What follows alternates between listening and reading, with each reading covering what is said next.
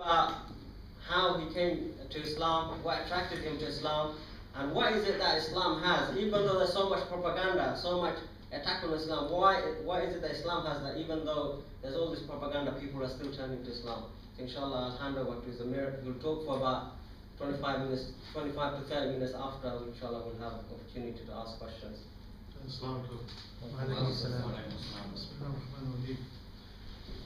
One of my first memories, recollections of Islam was as a boy, I saw a little news clip of Muslims on Hajj, all praying in one direction to the one God. And when I saw that news clip, I thought, that's a good religion there. I thought, just briefly, I thought that's a good religion. They're all praying to one God without any intermediaries, without any idols, no intercessor, directly to one God. And I thought that's a good religion, because myself, I was in a state of confusion, because I was told we should respect all religions, and all religions lead to the same path. And at the same time, this idea that all religions lead to the same path is full of contradictions, because all religions were saying different things. And I was told that as Hindus, we believe in reincarnation, that you're born into different forms. So you could be a dog, and then become a monkey, and then become a lion. And the more brownie points you get throughout your life, the higher form of life. So you could become a Christian, and then if you get more brownie points, you become a Buddhist, and the most brownie points, you become a Hindu. You get born into a Hindu family. This is why I was told. And I was told that God, He incarnates into various forms. So you have all of this Krishna and Rama and these hundreds of other gods. They're all incarnations of gods, of God. So it left a lot of confusion in my mind. So I remember asking my parents questions as a boy. I said to my mum, I remember Elvis Presley died, and Elvis Presley was supposed to be a Christian. I said, Elvis Presley, he's dead now, and he's supposed to be a Christian. So, is he going to heaven? And my mum said, yeah, he's going to heaven, because Christians believe in heaven and hell. But how come we say there's reincarnation? So either, he's not going to be reincarnated. I thought we get reincarnated, and there's no heaven and hell. No, but the Christians believe in heaven and hell. And again, my mum, she couldn't really answer that question. Another question I had, all of these incarnations, all these hundreds of gods. How come God always incarnates in India? How come you don't find these incarnations, any European gods or African gods we learn about? How come He doesn't incarnate anymore? Why is He not coming down anymore? Why? Again, they couldn't answer this question. They felt embarrassment. The son is asking them these questions, and they got no answers. Like that, a bit like that series. I don't know if you've ever seen it, Outnumbered, where the kids ask their parents questions. But these are fundamental questions, which my parents had no answers to. And once I asked my mum, okay, we're Hindus, we believe in maximizing the number of, brownie points in life. So, and then the only way to escape this life, the only way to become one with God, is to become a monk, to devote your whole life to God, become a monk, live in the jungle, and leave all of life's pleasures. I said, okay, if we believe in that, why, what are we doing here? Why don't we all become monks? And again, I was told, don't take it too seriously. Don't think about religion too much. You go mad otherwise. So this is the advice I was given. You can't. You have to live in the reality. So at the same time, even though all of this didn't make sense to me, I'd been to India. I'd seen all of these millions of Hindus, these priests, these temples, people devoted to worship. I thought this religion is hundreds of thousands of years old. All of these people believe in this ancient. This is supposed to be the first religion, the most ancient religion there is. So I thought, it can't be. How can all of these millions of people be wrong? All of these millions of people following something which is just, false. I thought the problem must be within myself. I don't understand the religion. I don't understand Hinduism, and that's why it's not making sense to me. So then I kind of embarked on a quest to find answers, not just in Hinduism, but I discussed with various other people. I discussed with Jehovah's Witnesses, with Christians, with priests, with I read the Bible, I read the Bhagavad Gita to try and find the answers to these questions, and I got frustrated because it didn't matter how much I studied, those answers those questions were never answered. I never found the answers. I never read anything that brought settlement, that brought tranquility to my heart. So, with all of this frustration, I decided to put all my doubts, to the back of my head, to stop thinking about it and just get on with my life. Even though, I never looked at Islam, I never considered Islam. It never occurred to me that maybe Islam has got the answers. Even though I knew many Muslims, and even though at school, my best friend was a Muslim. But at that time, at school, the only difference between me and him was that I didn't eat beef and he didn't eat pork. He didn't know anything about Islam himself. And then slowly, we've kind of, me and my best friend, Muhammad's uncle, we drifted apart. And one day in the summer holidays, I was walking down the Wood Green High Street and I bumped into my old friend. And I said, okay, yeah, well, what's happening? What have you been doing? And he goes, oh, yeah, I've been studying Arabic. And for you guys, at the moment, it seems normal. You're studying Arabic, mashallah, is a very good thing to do. And he said in his summer holidays, what he's been doing, he's been studying Arabic. And I said, why have you been studying Arabic? He said, because the Quran is in Arabic and I want to, it's the word of God and I want to learn about the word of God. So I've been studying Arabic. And this statement, it really shocked me.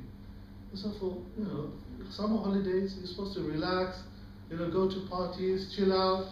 And he's spending his time studying a foreign language, And I thought, initially I felt really sorry for him. I felt really sorry. I thought, he's lost it.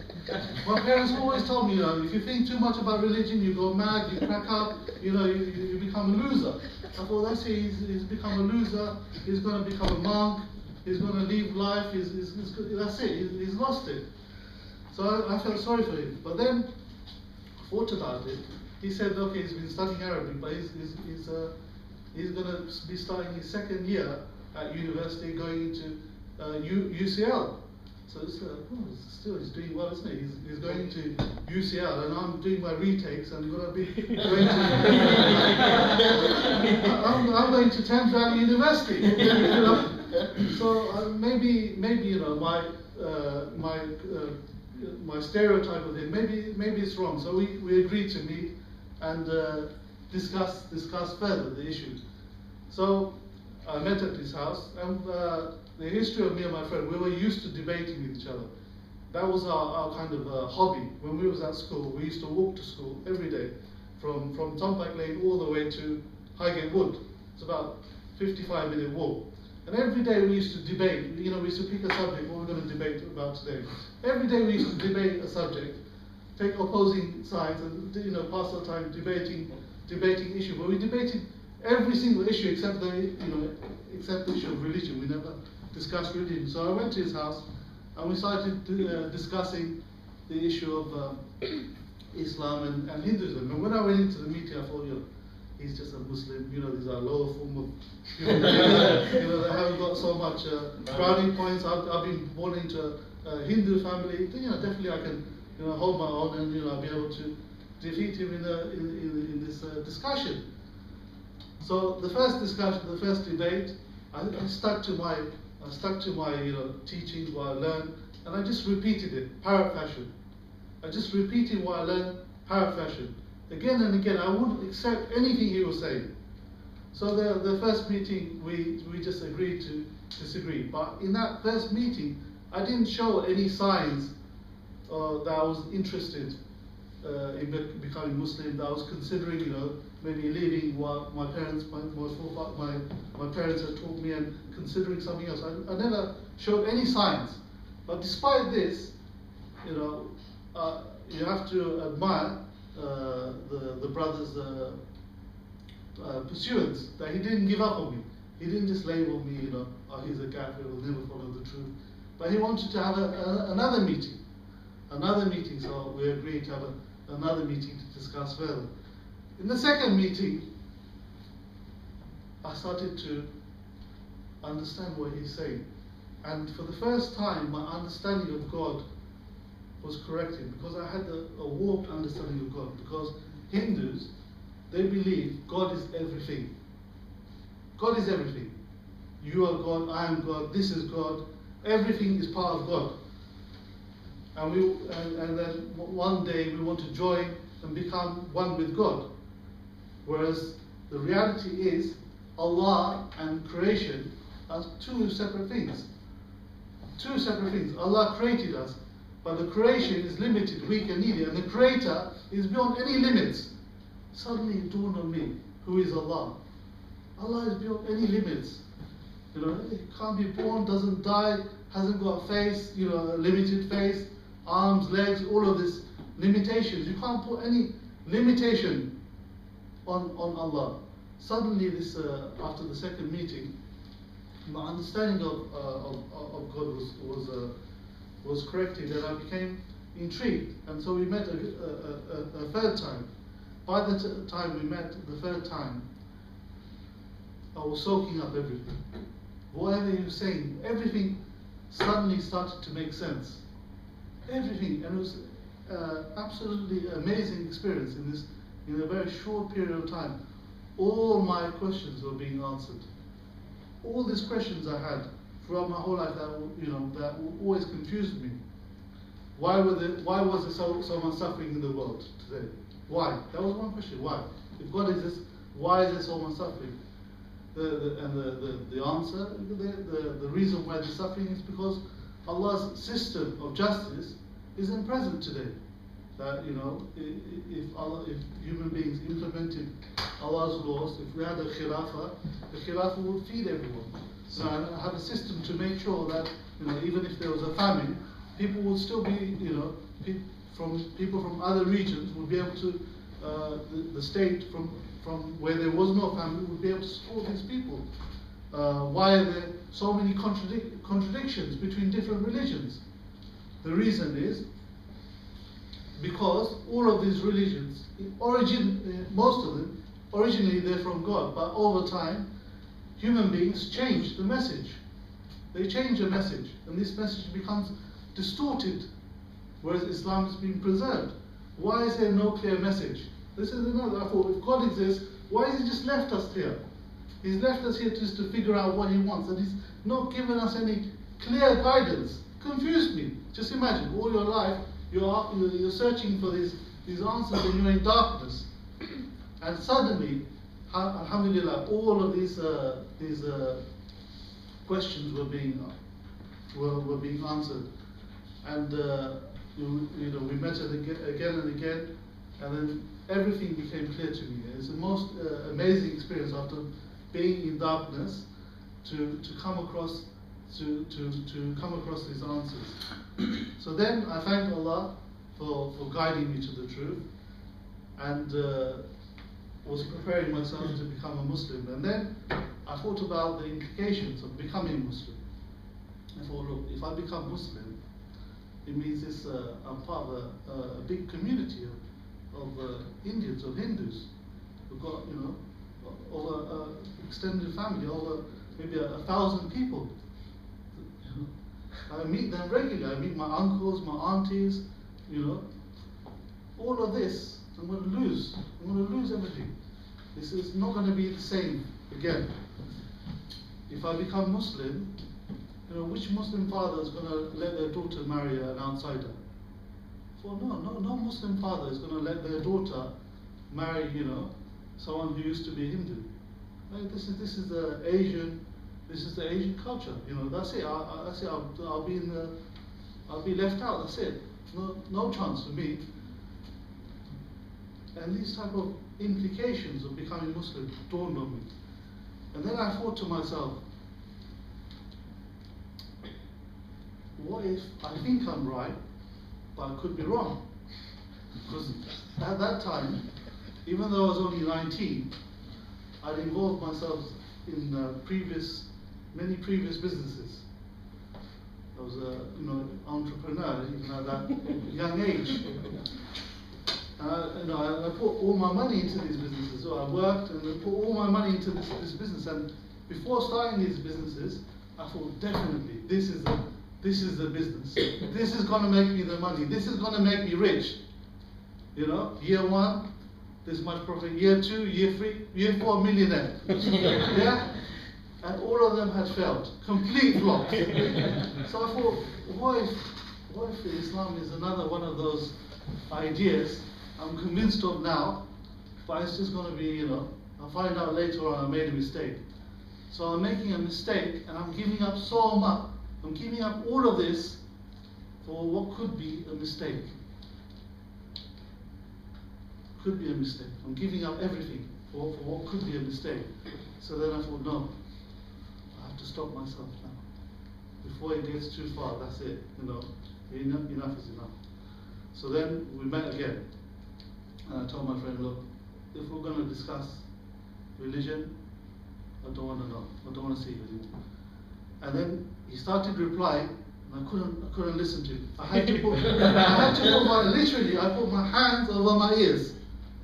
I said, no, I'm not listening. I'm not listening anymore.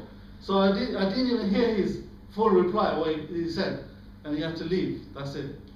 And then we stopped seeing each other after that. So after that, I tried to block Islam from my mind. 3 months passed, every day trying to get rid of what I learned, trying to forget about it. But now, it was a really bad time for me, really awful time for me, because I didn't believe in Hinduism anymore. My belief in Hinduism was completely shattered. At the same time, I didn't want to embrace Islam and I wanted to forget about it. So, in order to justify my stance, I started to become angry with Muslims. How could they say that they're right, everyone else is wrong? That they got the divine truth, they're the only ones. I became really resentful and angry towards Muslims. And then started university, Thames Valley University, and we met new students, and I think maybe the first day I met this Muslim, his name is Tas, tall Pakistani, and I asked him, he looked Muslim, I said, are you Muslim? He said, yeah, I'm Muslim. I said, I don't like Muslims. And there was people around me, and they all heard me say this. That was quite a shocking statement, especially at that time. Now, everyone's cussing Muslims and stuff like that in the media and everything. But at that time, to say, I don't like Muslims. So, but Alhamdulillah, his response was brilliant. He wasn't practicing, he didn't have beard or he didn't have a lot of knowledge, but Alhamdulillah, his response was absolutely fantastic.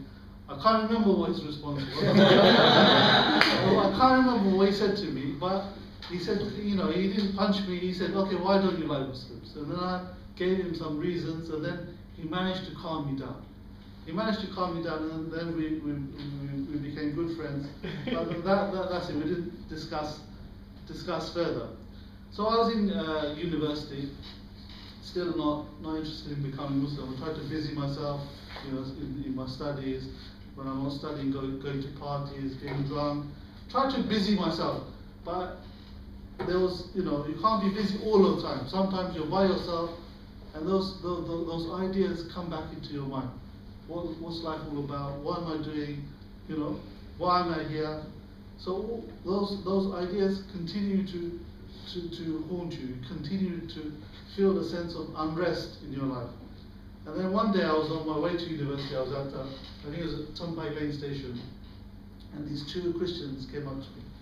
And they weren't your normal, like, Jehovah's Witnesses. They were two youngsters, and not this softly approach. These two Christians, they came up to me and started speaking to me about Christianity. And I said, look, I'm not interested in religion. Yeah, I don't want to know. And they pounced on me. They said, what do you mean you don't want to know about religion? God created you, you don't want to know what your purpose in life is? The truth is, you're sad. You got no life, you got no purpose in life, you don't know where you're heading. You're just like an animal, just eating and just like, and they really cussed me. They really cussed me badly. And I didn't say nothing to them. Because whatever they were saying to me, I was saying, yeah, it's true. I'm sad. I'm a sad geezer. I don't know where I'm going. I don't know what life's all about. And that was, I didn't say anything to them. And then I got to university that day, and I told them, no, I had a really bad day today. These religious people, and everyone just laughed. They didn't understand, my particular predicament. So then one day I was in the university library, and I was just, for no reason, just strolling, wasting time, just strolling the aisles of the library. And then the Quran caught my eye. And then I thought, God, good idea. I'm going to take this Quran out. That's it. I'm tired of running away now. I'm tired. I'm going to take the Quran. I'm going to take it out, take it home. I'm going to find all the faults. I'm going to read it, and I'm going to find the contradictions. And then I can be at peace with myself. I can say, look, Islam is false. I read it. It says this. It says this. Doesn't make sense. Contradiction. It's not the word of God. So with that intention, I took the Quran out.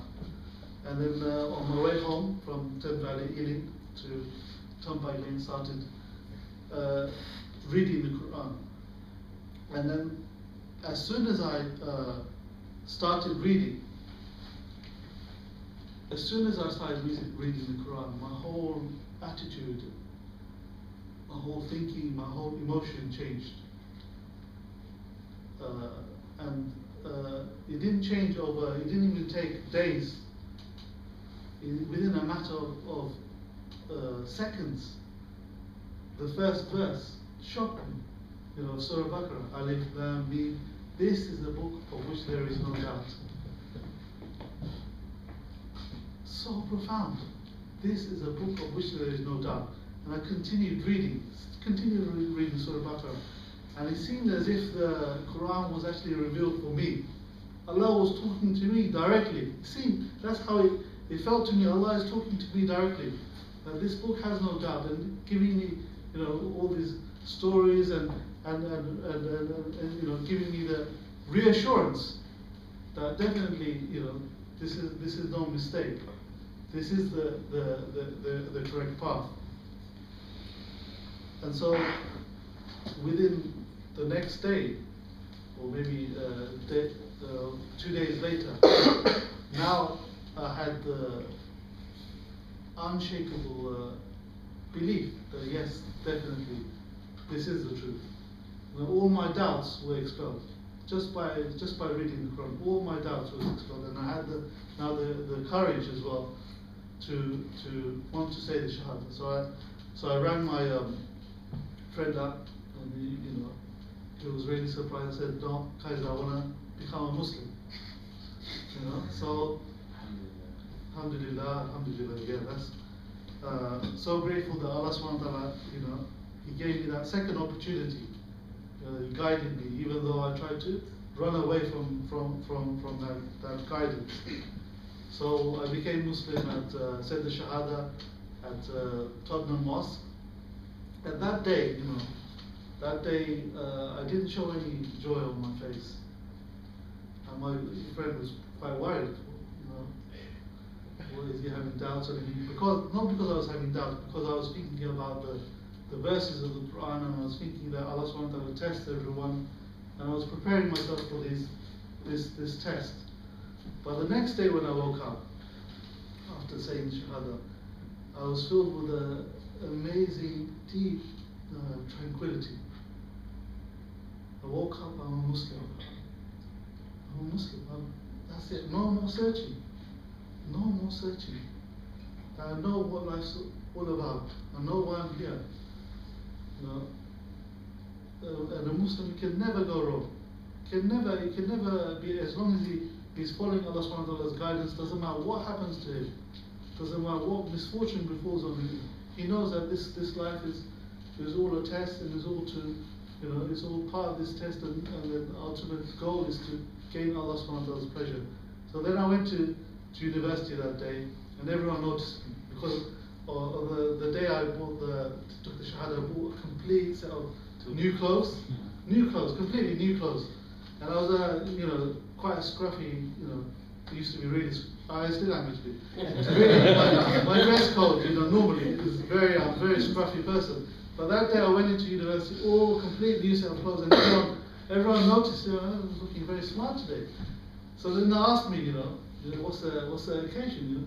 And I said, you know, I've become Muslim. I thought, this guy the other day, you know, it was classic Muslims. So he's not interested in religion, so they didn't take it too seriously. But then when I didn't go to the pub, then I thought, oh, you know, something's up here. And I used every opportunity to try and, now I was the one conveying Islam to people. Every opportunity to convey Islam to non-Muslims at university. And this is what was amazing as well. That one day someone could be an opponent of Islam, and then 1 week later he's a Dawah carrier. He's carrying the message, and this is how Islam spread. This is how Islam, you know, Islam conquered nations, and those nations that got conquered, they're the ones that embraced Islam and they went to carry the message further. So then I was discussing with everyone at University of Islam, and then 2 days later, my mum, you know, my mum asked me, you know, I wasn't wearing my Hindu lakchan. And she said, oh, where's your thing? Where's your necklace? Where's your finger? I said, I don't need it. Allah will protect me. And she swore at me. You know, what do you mean? Allah will protect you. I said, yeah, I'm a Muslim now.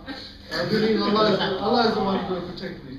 She said, do you know what you're saying? Do you know what you're saying? It means Muslims have to marry Muslim, you know. I said, yeah, I want to marry Muslim. You have to fast in Ramadan, because as a Hindu, I never managed to fast one single day. My parents tried to persuade me to fast. I couldn't the half day, I had to eat food. Therefore, this guy, you know, if he's a Muslim, they fast in Ramadan all day. How did they say, I'm going to fast in Ramadan? And then that was the most difficult part, to see. My mum was really, actually, very, very distraught. But then I started, you know, discussing with her. I said, you know, all of these idols are just pieces of stone. This is just mythology, just like Quraysh. You know, originally the Kaaba was a place where you worship the one God. You know, it was a place where you worship one God was worshipped. But over time, this message got distorted, and this is what's happened to Hinduism. And they were listening, and my mum, you know, she couldn't sleep that night. She couldn't sleep that night. She was affected, and they still, when I discuss with them, they are affected, but they feel they don't have the emotional conviction to embrace Islam. They can see the intellectual argument, but they don't have the. My mom says, I don't feel like becoming Muslim. You know, I can see what you're saying, but I don't feel like it. So, unfortunately, till this day, I'm the only one in my family who's become Muslim. My brother, my relatives, none of my relatives, my mom, my dad, they didn't become Muslim, but we have to, just like that brother who first spoke to me about Islam, he never gave up. So we have to always keep pursuing, keep persevering when we invite people to Islam. I'd just like to end that before I became Muslim, I thought I was going to lose a lot of things. I've been losing my family, losing my community. But in reality, I found that I only gained. I lost one community, but I gained an even bigger community of being part of the Muslim Ummah. That you can go to, place, meet a brother, complete stranger, and you feel a sense of, you feel a closeness to a complete stranger because you share that same belief. I thought I would never be able to get married, but alhamdulillah I did manage to get married, and got my wife.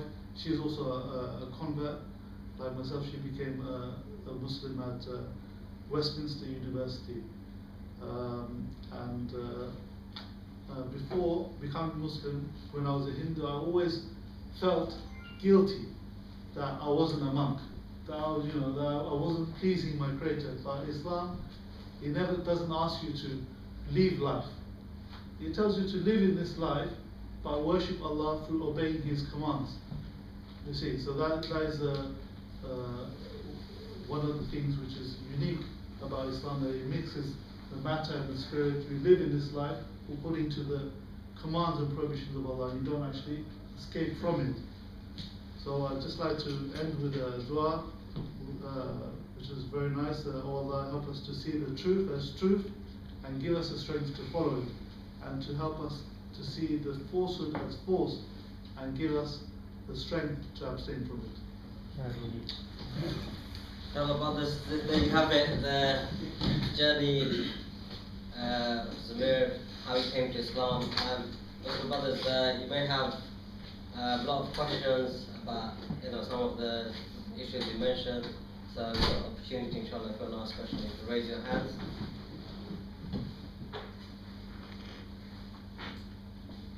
Still, yeah. It's a great blessing to be Muslim. That's right, yeah. So my question is, I've come across a lot of people you discuss, and it's obviously from what we know, what you discuss, you don't know what goes on in someone's mind, what affects them. For those who are thinking to become Muslim, why should they become Muslim? What is it that they should think about? How should they really approach Islam? What are the questions that they should come with, and why? So I think we assume the people who when we go to our colleges, universities, workplaces, that people are not interested in religion. But everyone is interested. Allah has put in every human being the quest to want to know the truth. Every human being wants to submit to his Creator, and unless he's submitting to his Creator, that there's a restlessness in them. You see, but the question: what questions should they ask? Yeah. What questions should they ask? So what we need to direct people to is get people to ask about the creed. Forget about the laws. That when you have a discussion with a non-Muslim, they might divert the attention of why don't you drink? Why can't you eat pork? Why can't you do all of these things? But all of these things is irrelevant. What they should be asking about is questioning our source from which we get our laws.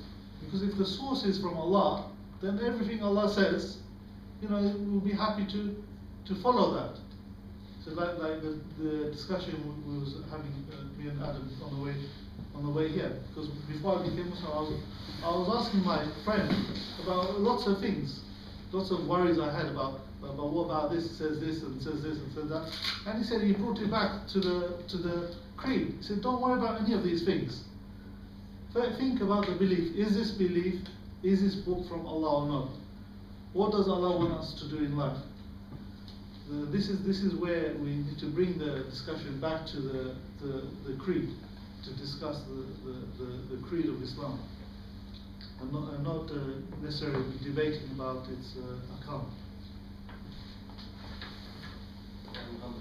What question do you ask someone who's not interested? I mean, shows no sort of interest in religion. Probably you see him in college, day in, day out. You know, he just talks about idle talking and whatnot.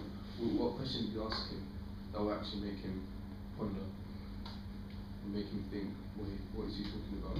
Yeah, maybe I need to sort my life out. What religion? Am I in the crypt religion? What question would you ask him? What would you do? How would you start? You know? Muhammad, minus those two guys who pounced on him, yeah? Sorry? Those questions. Minus those two guys who pounced on him. Again, this person, you might think is not interested, he won't be interested. But this is everyone is potentially to become Muslim. And you see it from the Sahaba, you know. Some of them were the fiercest opponents of Islam, and once they became Muslim, they were the best people. So the questions it's just fundamental. It's just getting back to basics. Well, why are you here? Why do you do? You know, how do you think you came about? Who created us? This is the you know. It's maybe not cool to ask those questions, but those are the questions we have to ask. And perhaps you could ask it from the angle of last week we discussed evolution. You could refute evolution. Say, look, this thing we're learning in science is a load of rubbish. It's evolution, and then and then if they agree with that evolution is rubbish, yeah, actually you've got a point there. That means then if human beings didn't evolve from apes, how did human beings come about? Once I was at university and I was doing business studies, and we was in accountancy, and we was doing statistics. So in the statistics tutorial, I asked the lecturer, I said, is it true, you know, if you study statistics to a very high level, they say there's no such thing as a chance? No. And then the teacher goes, oh, that's a very interesting philosophical question. And then the whole discussion moved on to, it does God exist?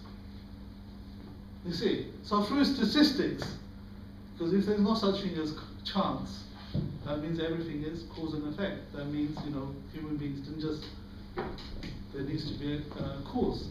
So whatever subject you're doing, you can bring Islam into that discussion, because everything is linked to that fundamental question. I think one point I'll mention is, you know, for us, the key issue is, you know, people, if you look at the society today, yeah, they're not thinking about these issues. Yeah. You know, their thinking is not being provoked, and this is our job, to, you know, provoke thinking in these people. So if you're at college, you know, ask them questions. You know, what do you think? You know, where do you think you come from? Did you just come here by chance? You know, or is there a creator? Ask them, you know, and see what they answer. Then you can take it from there. So this whole issue is initiating that thinking process in them. So for us, I'll give you one example here.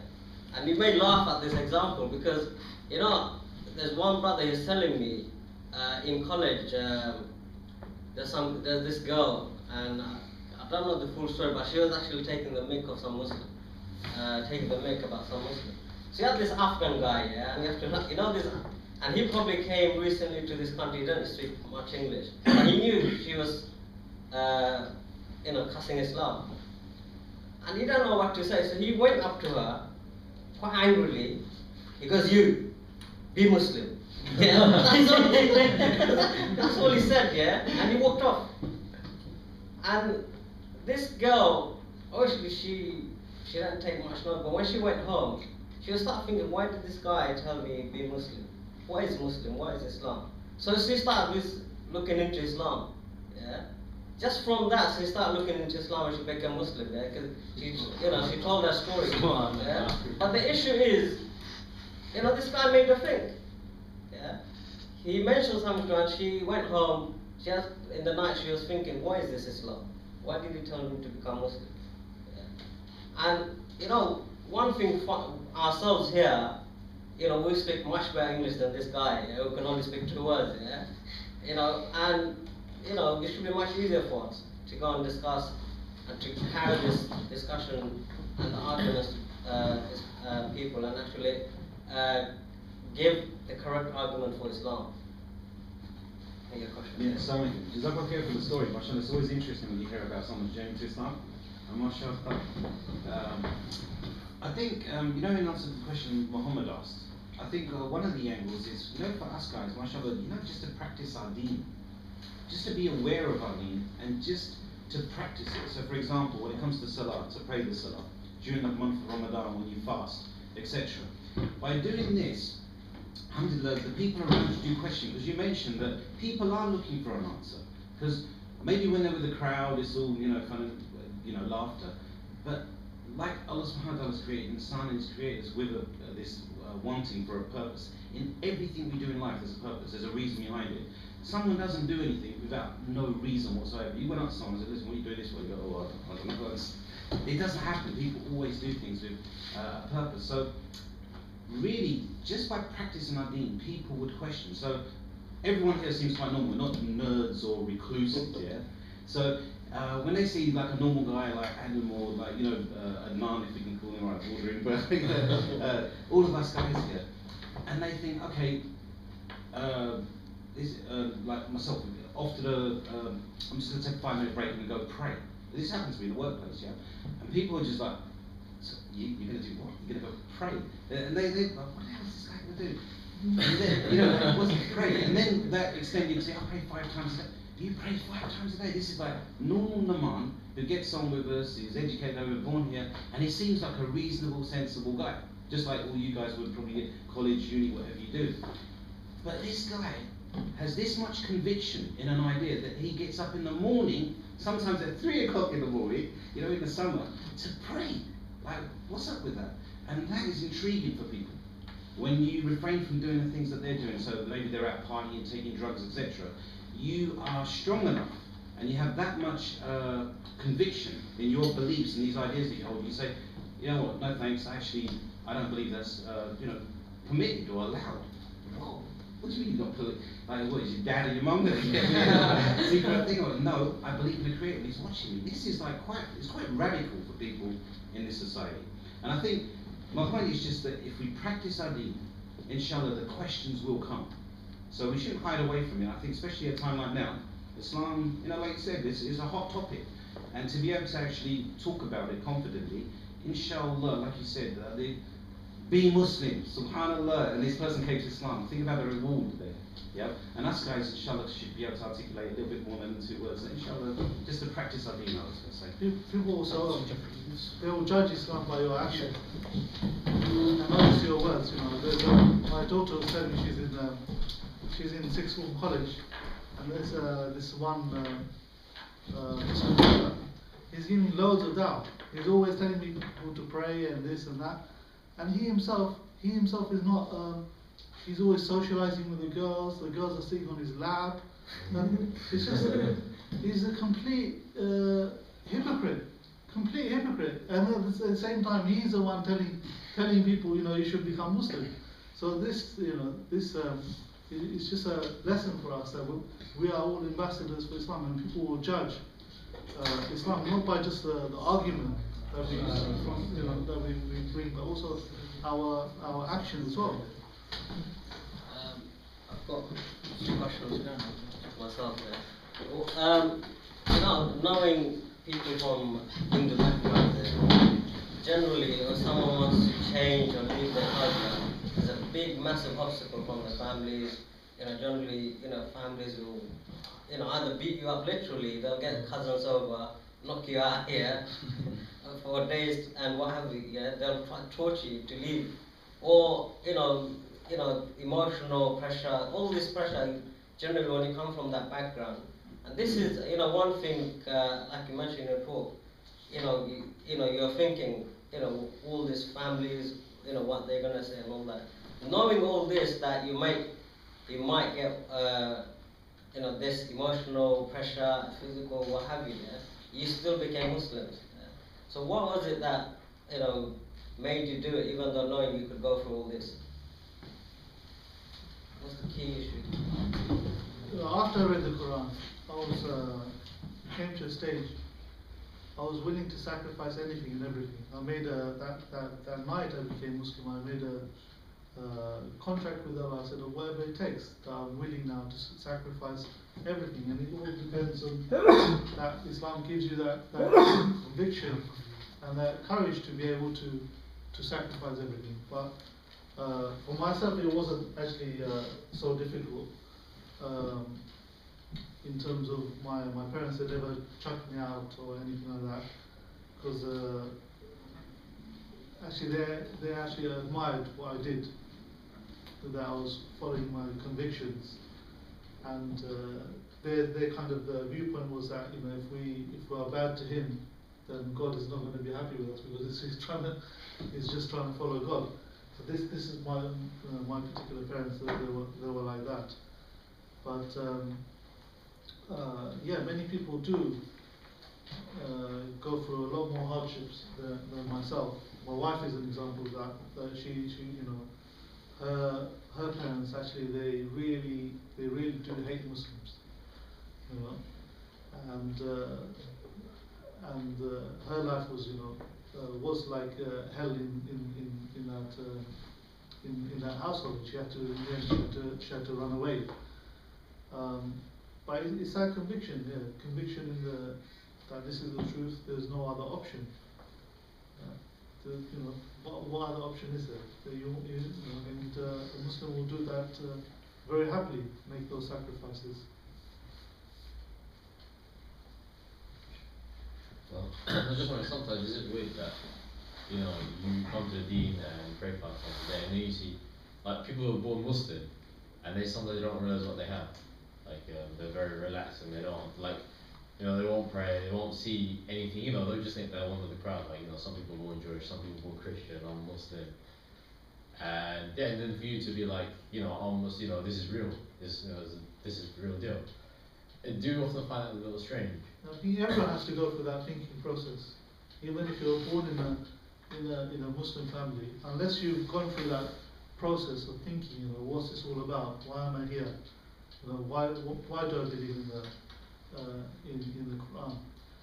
So unless someone's gone through that thinking process, then their belief is going to be weak, because they say, I'm Muslim because my parents are Muslim. They haven't thought about it. They haven't thought about, you know, why is this deen the truth? What does Allah want from me in life?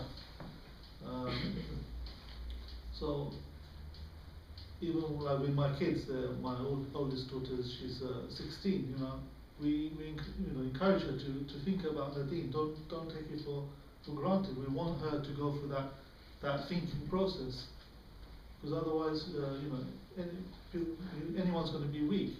You know, when you're confronted with all of these challenges at university, I know it's very hard to maintain your deen, you know, to stay as a Muslim, because there's a lot of influence trying to take you away from Islam. And the only way you're going to stay on that straight path is if you've been through that thinking process.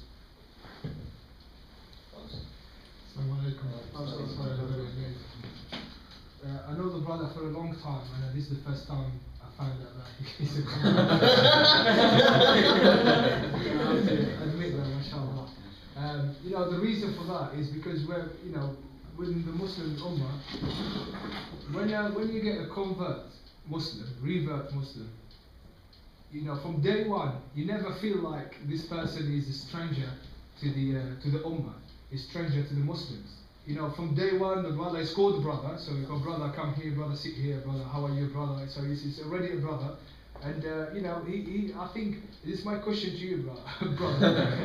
You know, when you converted to Islam, did you feel like you are, from day one, you are part of this Ummah? Or did you feel like you have to do it gradually, or you're not really, you know, you don't feel like part of the Muslims? So did it take a while? What surprised me, after I became Muslim, this brotherhood really shocked me. That, you know, went into university, and when you tell a Muslim that, you know, you become Muslim, that warmth, that support, you know, you get was absolutely amazing. That everywhere I went, people was, you know, inviting me to their house and helping me, you know, offering help. And, you know, once I took a cab all the way from West London back to North London. And the cab driver then, you know, came up in discussion, you know, actually, just embraced Islam, and he didn't want to take any money. He didn't want to take any money.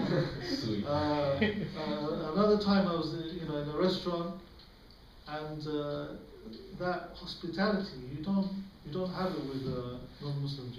One day it's your turn, another day it's his turn to pay. They keep tabs, isn't it? They keep tabs. That's the custom. Was in a restaurant, and the brother, he paid for me. It's something new, isn't it? It's a shocking experience. The brother, we don't even know. I don't even know him. I don't know. It's a complete stranger. Just met him for the first time. He found out, embraced Islam, and he's paying for my lunch. He was looking for a reward. Yeah, exactly, looking for the reward. So this was an amazing experience to sense that brotherhood. I used to go to all these people. They're my brothers. I used to go to Whitechapel, just by myself, and look at all the Muslim faces. He's my brother. He's my brother. He's my brother. Just to see like the faces that would make me happy. I've got all of these brothers. So yeah, that was wonderful. Well, just to add, this is something amazing. That as Muslim, you can go to someone, you can go to South London now, find a Muslim, say salam, say chant to him, and he'll hug you and stuff, but you go down, just your neighbor say hello, and he's like, do I know you? And this is how it is, the Muslims, there's this, unique bond we have, which is amazing. You can go to any Muslim anywhere, you can go to Pakistan, you can go to Saudi, any country, even here, any remote place, you find a Muslim, he says assalamu alaikum, and he's hugging you, and he's happy to see you, and there you on your road, you're living with people, you don't even know them. Sometimes you try to talk to them like, who are you? Do I know you? And this is how the bond Islam creates, this unique bond, which Islam has, which is amazing. And this is something like Brother mentioned, non-Muslims, when they come to Islam, they experience for the first time, and they're like shocked by it. Just on that, when I first got married. I thought you were going to say when I converted. That would be really shocking. Fortunately, my child was blessed with First got married, But I was going to say, when I first got married, it's just from what you said. Everywhere I went, my missus thought I knew every Muslim in Enfield. This guy knows everybody. Because whenever I was in Tesco's or walking down the street, I'd say, Assalamu alaikum. And it's just the way that Muslims are, like you said, that warmth, whether you know someone or not. I mean, or shopping trolley walking down, Assalamu alaikum salam, even a handshake. You show that warmth, and you've never met this person in life. Do you know him? I was like, no. She's just surprised that this guy gives salam to everybody. But it's just that warmth, and you never ever get a funny look from a Muslim, like you said you would from a non-Muslim. A non-Muslim, even if you smile at him, he'd be thinking, what's wrong with him? He's smiling at you, there's something funny going on. So, alhamdulillah. Well, this is nothing strange or different to the time of the Prophet Muhammad sallallahu alaihi wasallam. The Ummah continued this way all along the history of the Muslims since the message was revealed to the Prophet Muhammad sallallahu alaihi wasallam. If you look at the Prophet Muhammad sallallahu alaihi wasallam's time, all the Sahaba if no one was born Muslim, we talk about Umar. In this place, we talked a lot about the Sahaba and all of them, and even if you think about it in terms of nationality or race, you look at the companions of the Prophet Muhammad ﷺ, you find Suhaib al-Rumi, you find Salman al-Farisi, Bilal al-Habashi, all these people, and there is nothing different between when they sit with the Prophet Muhammad ﷺ, they are the Sahaba of the Prophet. Nothing different. No, their race, their nationality, where they come from, it didn't take, it wasn't considered. I remember once when the tsunami happened, we went to a gathering in West London in Harrow, where the brothers were raising some money for the, to send back home to. And there was a sheikh that was given, dars lecture, and he was talking about himself. He was saying, when I turned the TV first time, and they said tsunami in, Indonesia and these countries. he thought that, you know, he took it for granted that these people are not Muslims, you know, because it happened in India as well, it happened in some. So he thought, you know, it's a disaster happening in the world. But then he found out through the news that they're all Muslims, or most of the, you know, the areas were Muslims. And when he thought about it, he said, look, these villages and towns are by the sea, you know, and that reminds you, like, because wherever the Muslims went, they carried the message of Islam. You know, so these towns are by the sea. They must be like the Sahaba or the Muslims afterwards, after centuries, traveled to these countries, and the first people they will meet the people who live by the sea or live by the coast. So, you know, we have to bear in mind that this Islam and this message of Islam is not that a message was sent to the Prophet Muhammad ﷺ and his very few Sahaba to deliver it to the next ones and that's all. Like Zamir, mashallah, he became Muslim, someone carried the da'wah for him. You know, the people in Tunisia, in my country, they've never been Muslims. The Sahaba came all the way from Saudi Arabia to become, and this is what our job should be as well, as Muslims. We are all messengers of Islam. We all have, and today the Imam in the mosque mentioned that when we look at the kuffar and the non-Muslims, you know, there is a saying that the ulama say, which is don't look at them with a view of da'un wa laysa. However, in English would be call them, don't blame them. This is the way. Yeah, this is the way you have to look at it. Don't blame the kuffar. They drink, they do this, they do that. You know, you've been blessed with the message of Islam, and you should be away from what they do in the first place. And then you have to call them for Islam. And how, you know, in this last period here, we met so many converts recently, and they all were saying this. You know, don't look at the people in this country like they're evil, or we shouldn't interact with them. Well, we wouldn't interact with them socially, that's for sure. But you know, you have to call for it. Anyone who becomes Muslim has to pass that message, inshallah. Yeah, I agree with that. Should never look down on the people who are giving down, because that will be an obstacle for our down. They will sense, the person you're speaking to will sense that you're looking down on them. So you have to, because Allah has guided us, and Allah has, you know, they haven't received the guidance here, and that's why they're behaving the way they're behaving. That's why they, you know, think the way they think. So we always have to, you know, treat them with respect when we give them dawah, when we communicate with them. I've got 2 questions. If anyone has any questions.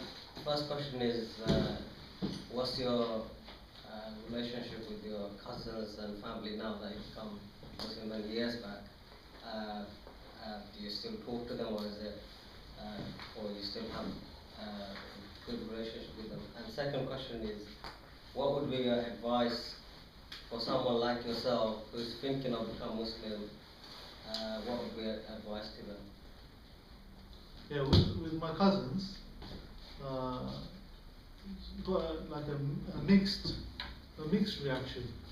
You know, one of my cousins, my best cousin, when I told him I become Muslim, he said, you know, I hate all religions. Islam is the one I hate the most, and I don't want to see you ever again. You know, that was he wanted to break, you know, relationship with me straight away. Some other cousins were quite interested. The problem I've had in terms of maintaining relations with my relatives is that they're all addicted to alcohol. Any meeting they have, they always have alcohol. Always, every time they meet, the alcohol is always there. So, because of that, you know, I haven't been able to attend. Even my parents, they had a wedding party for me, yeah, and I didn't attend my own wedding. Yeah, can you imagine? Because they had alcohol in my wedding party. They had alcohol, and me and my wife, we didn't go to the wedding party. They always have to have alcohol. So, and it's not permitted to sit, you know, on the table when people and socialize and talk to people whilst they're drinking alcohol. So, for this reason, actually, I haven't had as much contact with my relatives as I would have liked. I did tell them all about Islam, all my uncles, aunties, you know. As soon as I became Muslim, we spoke about Islam, and there were. What amazed me was the strength of Islam. That every single discussion I had, every single debate, discussion, that the truth knocked out the battle, knocked out the falsehood conclusively, every single time. And every single time I would talk to any of my cousins, my uncles, they were just like, how come he knows so much? He's an 18-year-old, 19-year-old telling us all of these things, and they had no answers at all.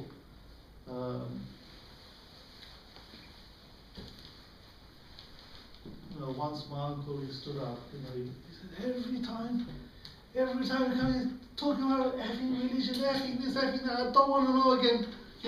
If he says a single word, and then so my uncle was really fuming that every time he comes, I want to initiate discussion. And then my mum, she stood up. She stood up and said, actually, he's better than you are. He said, actually, I agree with what he's saying sometimes. All of this idols is all rubbish as well. So my thing's all rubbish in here.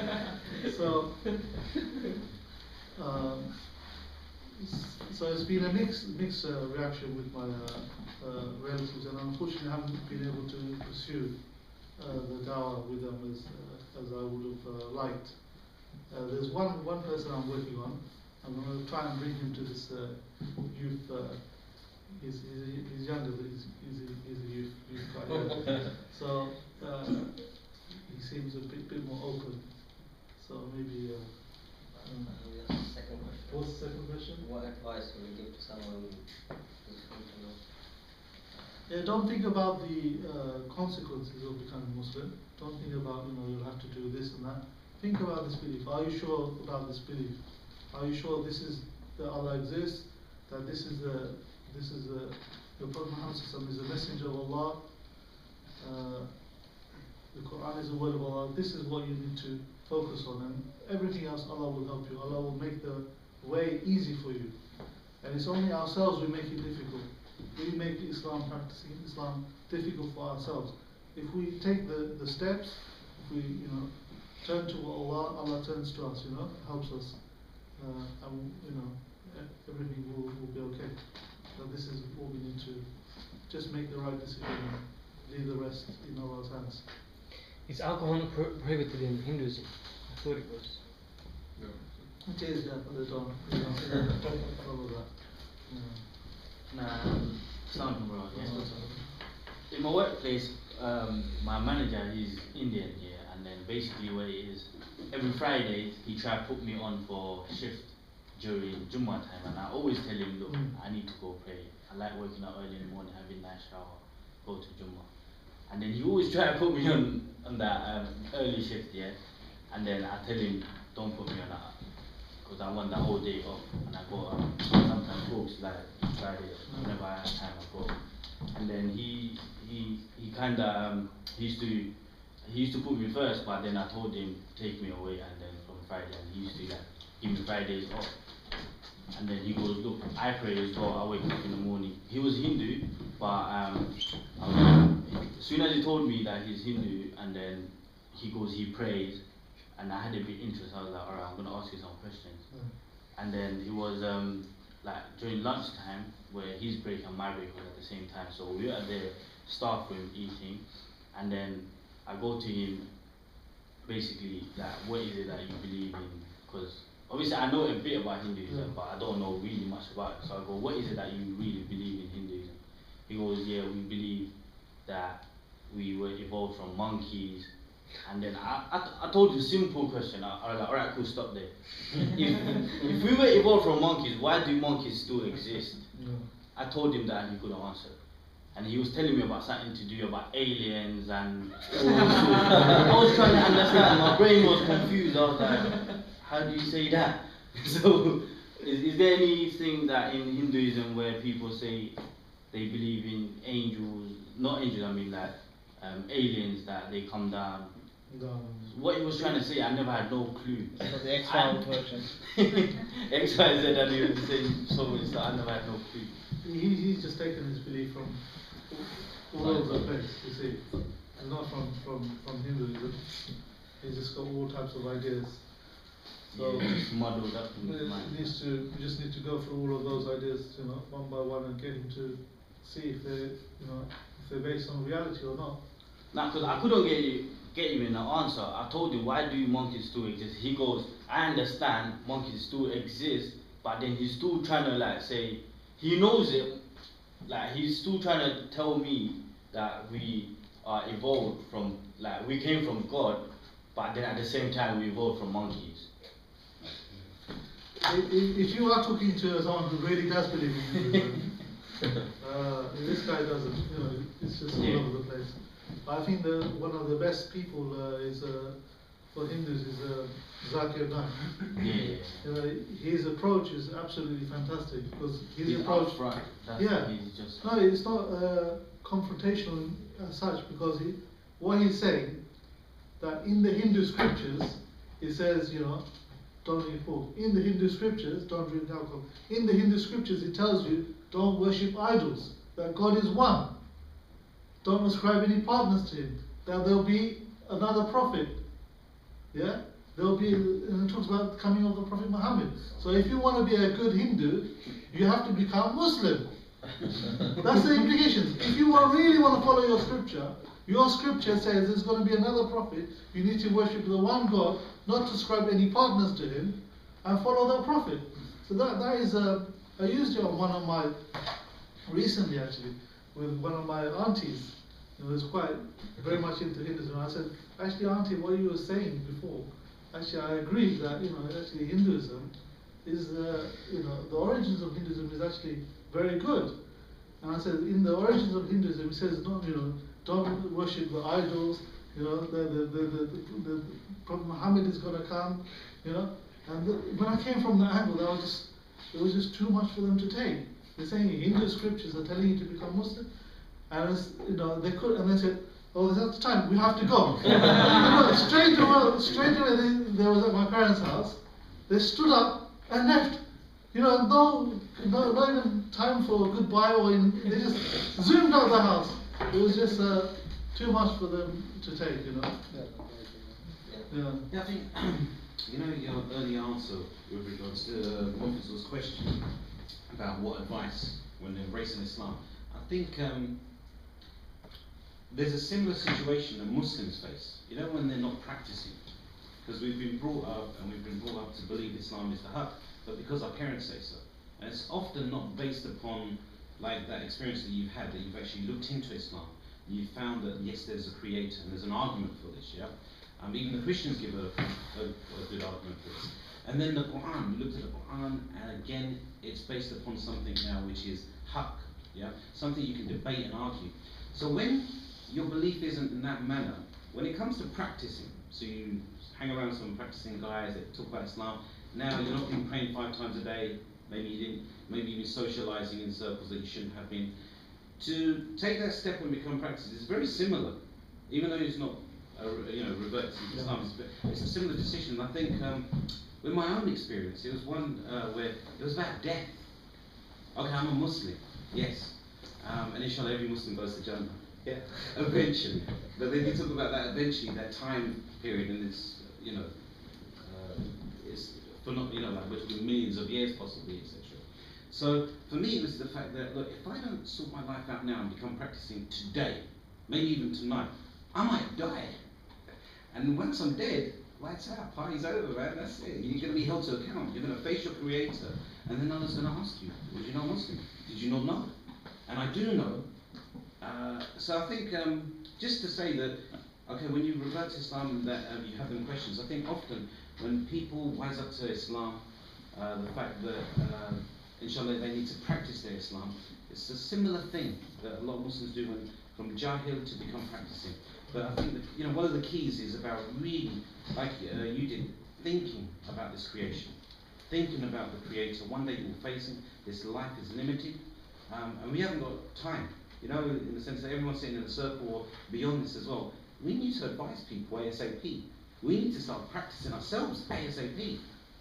God forbid, but you could go outside and get hit by a car, etc. One day you hear what happened, subhanAllah, the brother was there. And it's happened so many times. I'm sure people are aware of people that, they're here today, on tomorrow, etc. And this time will come for everyone. So, inshallah, this issue of practicing, similar to your experience, I think it applies to Muslims as well. When they're not. Shall we take 2 more questions? Yeah, when Oman just mentioned here, just remind me of, when I was talking to my wife, and my wife is also a convert. When she was looking at Islam, she looked at it well before I met her, and she looked before, for a long time, and she looked at Buddhism and Hinduism and all this, spiritual religions and Christianity, obviously, because she's from this country, and even read the Old Testament, and she had quite a big view about the religions, and then she sort of got concerned about Islam, and she even convinced about Islam. But that step, that advice you were talking about, if I become Muslim, what people will say about me, what my relationship with my parents will be, what will my cousins, what my, all my environment. So that was the last obstacle in front of her. And I remember when I was talking to her about Islam and how that she has to take Shahada, she has to become Muslim, she has to go ahead and believe in Allah subhanahu wa ta'ala. And one example I mentioned is what Nauman said. When she said, I'm looking at it and I'm thinking about it, I told her, you might not have the time. You might die tonight. You might die next week. And that what I think, subhanAllah, that what was shaked her a lot. And remember next day she took Shahada. And alhamdulillah, and she's ever since she became Muslim, alhamdulillah. But the death, reminded about the death, that you might not get the chance to become Muslim. If you are at that stage thinking about and even for Muslims, obviously, who they say, I will pray, inshallah, or sisters, I will put hijab, I will stop this, I will stop this munkar. You won't get the chance. We have, and the Prophet Muhammad ﷺ says, مَنْ لَمْ يَتَّعَدْ بِالْمَوْتَ فَلَا وَاعِظَ لَهُ. Whoever doesn't take a lesson from the dead, he will never take any lesson. Every time you hear of someone who died, or you see a funeral, even a non-Muslim funeral in front of you on the road or something like that, and you didn't learn your lesson straight away from that, then you will never learn it. So inshallah, Shall we take one more question? I'll ask the question. He wants to Just to answer. make the So, tea like this.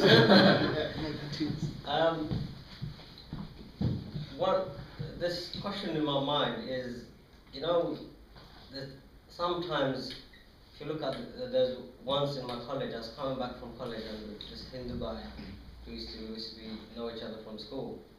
So coming back on the bus, I started talking to him about Hinduism.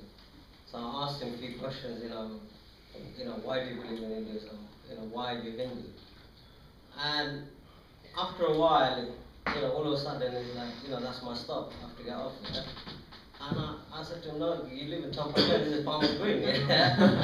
So the issue is he ran off, but the issue is he couldn't answer this question. So you find a lot of the Hindus, and I've met quite a few of them, is they're Hindu because that's what they're from, that's their culture, and not because they're convinced of Hinduism. Yeah. So you find a lot of them, they follow Hinduism and from an emotional aspect, not because they're convinced of this. Yeah, that Hinduism is the correct view. That's what is going to bring the success or what have you. Yeah? And just to bring another example, sometimes we find Muslims as well. There's one, my brother-in-law, about 10, 14 years ago, he used to work in Swansea, and he's a chef, so he used to work in a restaurant. And so obviously, there's some English people come in to eat and stuff, and he had regular customers. One he knew quite well. And again, my brother-in-law, his English is not very good, but he invited this guy to Islam. So this guy, he went away for many days, and he's old, he's about 55, 60 years old. So he went away, he started thinking about Islam. And the way he came to Islam is not the way generally everyone else comes to Islam. So he went and he started thinking about this. So he said in where he lives there's a woods there. He went into the woods and started contemplating, should I remain a Christian or should I become Muslim? So he goes, I looked up in the sky and I said, oh God, help me, I don't know what to do. Should I remain a Muslim or should I remain Christian or become a Muslim? And he goes, as soon as he looked down, he saw the sign. He saw the sign, He found the sign. So I go, what's the What sign? did you see? He goes, I said to him, what's the sign? So he took out his wallet, because this is the sign, he held it up, It's a piece of paper, and it's got a letter of the alphabet cut in it, And he goes, look, this was like this, it's like an M, Cut, M shape, Letter of the alphabet on the floor. So he goes, I said to God, help me, what shall I do? Because that M is for Muslim. Is that why he became Muslim?